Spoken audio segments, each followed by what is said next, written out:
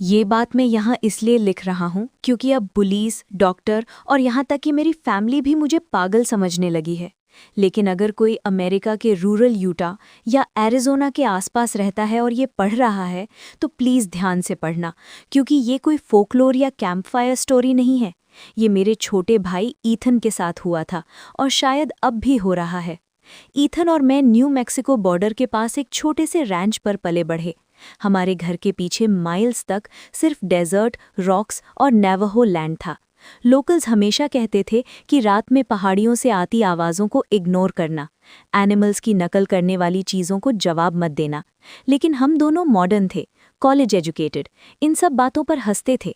2021 की बात है जब ईथन हंटिंग ट्रिप पर गया था, अकेला, सिर्फ एक रात के लिए। उसने टेक्स्ट किया था बैक बाय मॉर्निंग, लेकिन वो वापस नहीं आया। सर्च टीम्स, डॉग्स, हेलीकॉप्टर्स सब लगे। 3 दिन बाद उसे हाईवे के पास मिला, बेयरफुट, डिहाइड्रेटेड, और सबसे अजीब बात, उसके पैरों पर कोई चोट नहीं, जैसे वो माइल्स चला ही न हो। डॉक्टर्स बोले शॉक में है, ट्रॉमा है। लेकिन जब वो घर आया तब चीज़ें धीरे धीरे गलत होने लगी।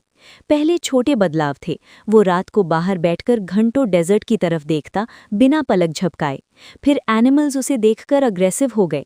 हमारे डॉग्स उसके पास नहीं आते थे और गोट्स रात में इनक्लोजर से बाहर भाग जाते थे। सबसे डिस्टर्बिंग बात ये थी कि ईथन अब लोगों की आवाज़ें परफेक्टली कॉपी करने लगा था। Exact tone, exact pauses. एक रात मैंने बाथरूम से माँ की आवाज़ सुनी, कैन यू हेल्प मी? लेकिन माँ उस समय मेरे सामने किचन में बैठी थी। जब मैंने ईथन से पूछा तो उसने कहा, यू हर्ड दैट टू? उसकी आइज़ उस वक्त बिल्कुल रॉन्ग लगी, इमोशंस मिसिंग, जैसे कोई इंसान इमोशन एक्ट कर रहा हो। वीक्स बाद नेबर्स ने कंप्लेन किया कि कोई रात में उनके घर के बाहर उनके नाम लेकर बुलाता है, एग्जैक्ट उनके स्पाउस की आवाज़ में। पुलिस ने हमें वार्निंग दी और तभी पहली बार ईथन ने कुछ एक्सेप्ट किया। उसने मुझसे कहा, समथिंग फॉलोड मी बैक। उसने बताया कि हंटिंग नाइट को उसने कैनियन में एक इंजर्ड एनिमल की आवाज़ सुनी थी, क्राइंग जैसी। उसने आवाज़ का पीछा किया और फिर उसे याद नहीं कि कितनी देर हो गई। बस इतना याद है कि किसी ने उसकी आवाज़ में ही उससे पूछा, Y are you running?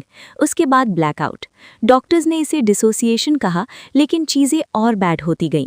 Mirrors में उसका रिफ्लेक्शन समटाइम्स लेट रिएक्ट करता था, फोटोज़ में उसका फेस ब्लर आता, और एक नाइट मैंने क्लियरली देखा कि वो बैकयार्ड में खड़ा होकर खुद से बात कर रहा था।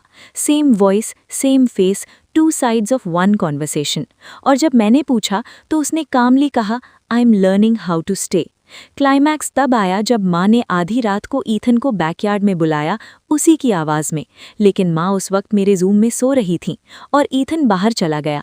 मैं उसके पीछे गया और डेजर्ट के एज पर मैंने कुछ ऐसा देखा जो आज तक मेरी नींद छीन लेता है। ईथन मेरे सामने खड़ा था, लेकिन बुशेस के बीच से उसी का दूसरा वर्जन बाहर आया। सेम हाइट, सेम क्लोथ्स, बस मूवमेंट्स रॉन्ग थे, जॉइंट्स थोड़े ऑफ, स्माइल थोड़ा ज़्यादा वाइड। और वो वर्जन मुझसे बोला, you can keep the original, I just need his place. मैं फ्रीज हो गया। रियल ईथन रो रहा था, बोल नहीं पा रहा था, और अगली सुबह सिर्फ एक ईथन था। डॉक्टर्स बोले ही इज़ इम्प्रूविंग, फैमिली खुश थी, लेकिन मैं जानता हूँ फ़र्क।